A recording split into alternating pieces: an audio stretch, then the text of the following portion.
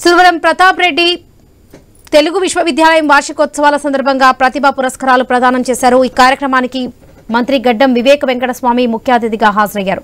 కళా సాహిత్యం విద్యారంగాల్లో విశిష్ట సేవలందించిన 12 మంది ప్రముఖులకు అవార్డ్స్ అందజేశారు.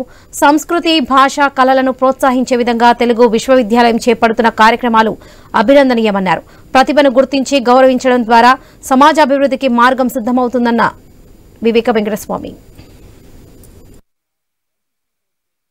అడ్వర్టైజింగ్ కానీ డిజైనింగ్ కానీ ఏదైనా సరే ప్యాషన్ అండ్ ప్రొఫెషన్ కలిస్తే ఒక దీంట్లో ఏంటంటే that is called art. Actually ప్రతిరోజు అందరూ యోగా చేయాలనుకుంటారు, ఎక్సర్సైజ్ చేయాలనుకుంటారు, ఫిట్నెస్ అనుకుంటారు. కానీ మేము ఏదైతే ఆర్ట్ కళ ఇందులో ఒక చిత్రలేఖనం అని ఒకటే కాదు, ప్రతి కళలో ప్రతి నిమిషము మేము ఒక ఫోకస్డ్గా అంటే ఒక యోగా చేసినంత దృష్టితో పనిచేస్తాం. కాబట్టి మాకు ఎలా ఉంటుందంటే every time we are into deep మెడిటేషన్లో ఉంటాం మేము. తర్వాత ఇంకోటి ఏంటంటే నరేందర్ లోగో చేస్తే ₹1,00,000 ఛార్జ్ చేస్తాడు, తర్వాత చాలా ఎక్స్పెన్సివ్ అని ఒక మాట చెప్పారు. కానీ ఇందులో ఎన్ని కోట్లు పెట్టినా ఈ పురస్కారం అనేది ఏదైతే వచ్చిందో, ఈ సురవరం ప్రతాప్ రెడ్డి తెలుగు విశ్వవిద్యాలయం నేను లోగో చేశాను.